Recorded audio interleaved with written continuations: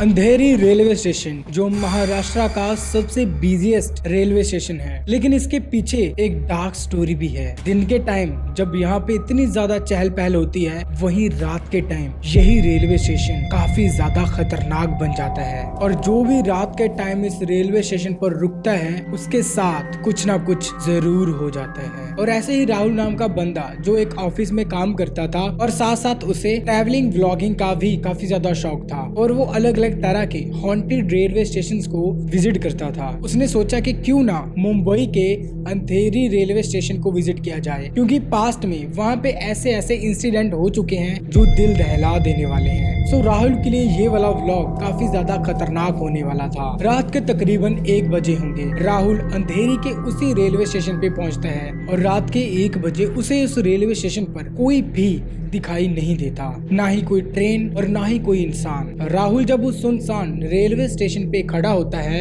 एक काफी बुजुर्ग अंकल जिसने ऊपर अपने शॉल ओढ़ा हुआ था और हाथ में चाय के कप्स पकड़े हुए थे, ज्यादा अंधेरा होने की वजह से उस बूढ़े अंकल का फेस दिखाई नहीं दे रहा था, लेकिन देखने में वो काफी ज्यादा डरावना था। और वो बूढ़ा अंकल राहुल के पास आता है और उसे बोलता है, रात के टाइम कोई भी इंसान जब इस रेलवे स्टेशन पे आता है तो वो जिंदा वापस नहीं जाता। इसके बाद राहुल उस बूढ़े अंकल को पूछता है कि क्यों, तो वो बूढ़े अंकल बोलते हैं कि इस रेलवे स्टेशन पर काफी भूत प्रेत घूमते रहते हैं, तो वो उनसे सावधान रहे। इसके बाद राहुल जोर जोर से हंसना शुरू कर देता है और बूढ़े अंकल को बोलता है कि मैं ऐसे भूत प्रेत वाली चीजों पर विश्वास नहीं करता। इसके बाद वो बूढ़े अंकल हवा में कहीं गायब हो जाते हैं। राहुल एक टाइम के लिए तो काफी ज्यादा डर जाता है, लेकिन शायद वो सोया नहीं है तो इसीलिए उसको वहम हुआ होगा। अचानक से एक काले गुप्त अंधेरे में से ट्रेन के आने की आवाज आती है। ना तो उस रेलवे स्टेशन पर कोई लाइट जल रही थी और ना ही उस ट्रेन पर कोई भी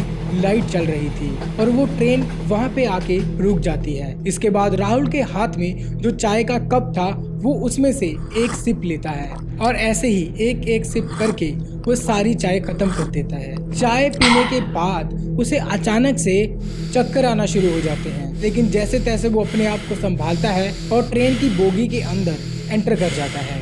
और जैसे ही वो ट्रेन चलती है तो वहाँ पे अचानक से फुसफुसाने की आवाज आती है, लाइक जैसे कोई विस्परिंग करते हुए कोई जादू मंत्र पढ़ रहा हो। इसके बाद राहुल अचानक से बेहोश होना शुरू हो जाता है और राहुल को पता नहीं चल रहा था कि उसके साथ अचानक से ये क्या हो चुका है। उसे ट्रेन की खिड़कियां भी अब धुंधली दिखाई देना शुरू हो गई। इसके बाद राहुल अचानक से चीखना चिल्लाना शुरू कर देता है और राहुल को कुछ ऐसा महसूस हो रहा था कि वो अचानक से किसी लूप होल में फंस गया हो। और इसके बाद उस ट्रेन में से राहुल की सिर्फ और सिर्फ चीख ही सुनाई देती है। सुबह होने के बाद जब भीड़ वहाँ पे आना शुरू होती है तो भीड़ में से ही किसी एक इंसान ने राहुल का जला हुआ बैग देखा और बाद में कुछ ही टाइम के बाद राहुल की डेड बॉडी ट्रेन की पटरियों पे मिलती है, वो भी काफी ज्यादा बुरी हालत में, और उसकी आंखें एकदम फ्रीज हो चुकी थी, जैसे कि मरने से पहले उसने काफी ज्यादा भयानक चीज देख ली हो। ये स्टोरी रियल तो नहीं है। आई होप कि आप लोगों को ये स्टोरी अच्छी लगी होगी।